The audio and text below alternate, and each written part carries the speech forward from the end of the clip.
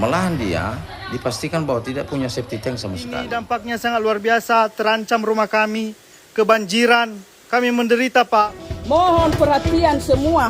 Enal, mi bantu raga, tersumbat ke manitana dahil mo sa tani may futo. Statusnya Sinando, saudara Sinando itu dan saudara Safrudin dan beserta saudari Sendiriani Lase yang selama ini yang sering lewat di beranda kita. Akhir-akhir ini dia menjerit dan seakan-akan dipublikasikan dalam keadaan terintimidasi dan tersakiti dan menderita akibat menurut dia adalah perbuatan saya, bahkan disebut di situ amarintis. Dan juga amarintis adalah saya sendiri. Perlu saya jelaskan bahwa kami ini adalah sebenarnya pemilik tanah yang berbatasan langsung. Pada tahun 2003 kami membeli tanah ini, saya duluan membeli. 1 bulan kemudian baru dia beli punya tanah. Di dalam surat jual beli itu, ini nanti suratnya.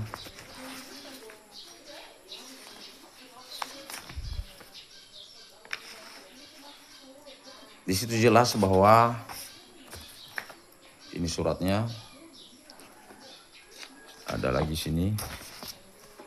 Jelas di situ dikatakan yang berbatas. Yang berbatas. Berbatas adalah perbatasan adalah kedua belah pihak. Saya beli masih berbatas dengan kebun Bapak Peringatan Jaga almarhum karena dia masih belum beli waktu itu. 1 bulan kemudian dia juga beli milik Bapak Peringatan almarhum itu dan nyatakan di suratnya di situ adalah memang jelas adalah berbatasan dengan tapak rumah Operius Jaga atau Amarintis. Disitulah jelas bahwa pembelian kami bahwa benar-benar dinyatakan di dalam surat jual beli. Hanya saja dalam proses pembangunan rumah, dia duluan membangun pada tahun 2004 kalau nggak salah. 2004, yang penting dia duluan membangun ketimbang saya. Saya 2005.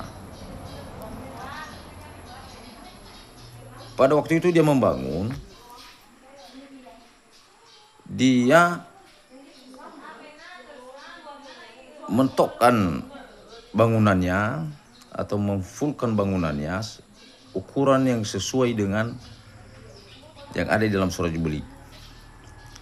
Dalam arti dia tidak memberikan ruang lagi di sebelah kiri kanan sehingga pondasi rumahnya pas di perbatasan kami pada waktu pembelian adalah tempat patok. Pada tahun 2005, 1 tahun kemudian saya coba membangun rumah. Tentu saya bercoba memikirkan tentang pembuangan ini. Maka secara sukarela saya coba membebaskan lahan saya itu dari batas pondasinya karena dia pondasi rumahnya itu sudah ada di batas. Saya bebaskan 1 meter. Kegunaannya adalah parit. Istilah parit itu adalah buatan saya sendiri. Ya, buatan saya sendiri. Karena perlu saya jelaskan sebelumnya bahwa tanah itu waktu kami beli tidak ada parit. Ya, tidak ada parit. Istilahnya aliran airnya waktu itu karena keadaannya longsor tak terarah. Ya, karena longsor dia waktu itu.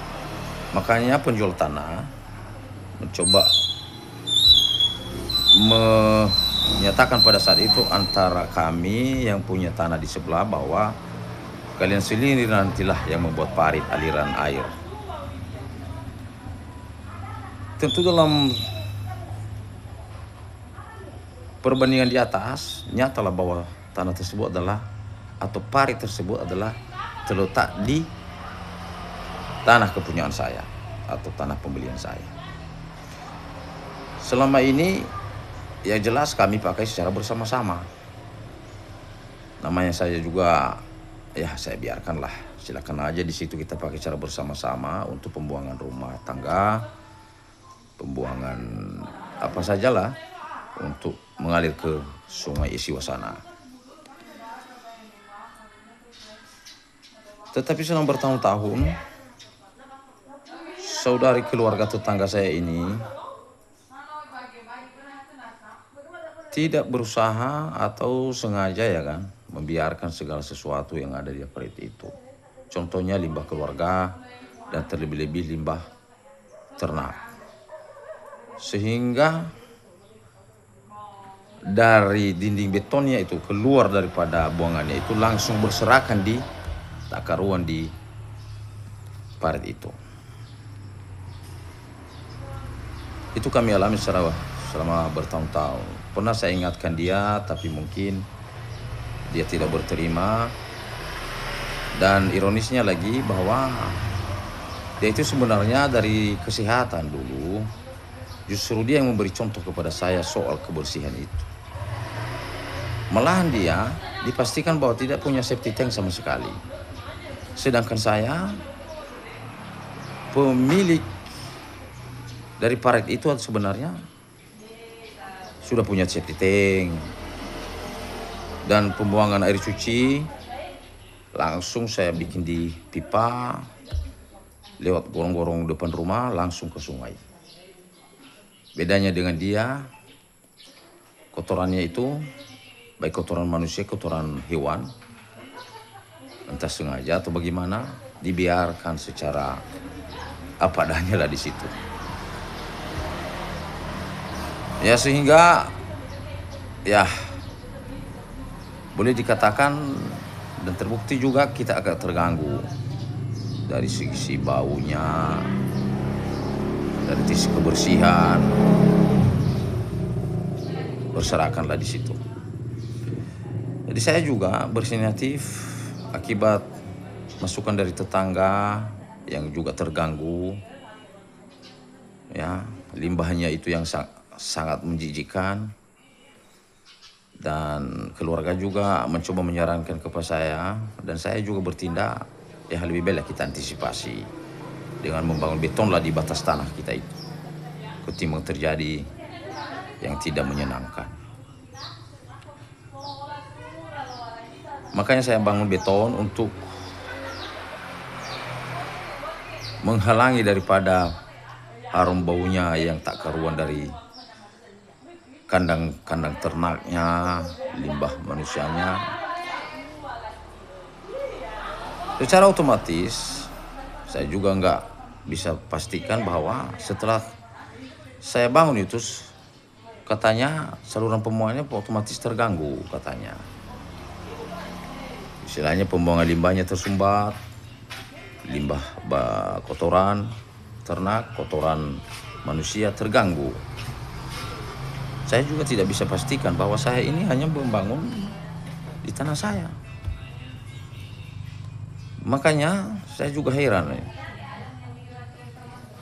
Namanya manusia kalau memang mau memakai tanah orang, tentu adalah niat baik untuk mengurus. Bukan kita tidak izinkan, silakan, tapi uruslah limbahnya itu.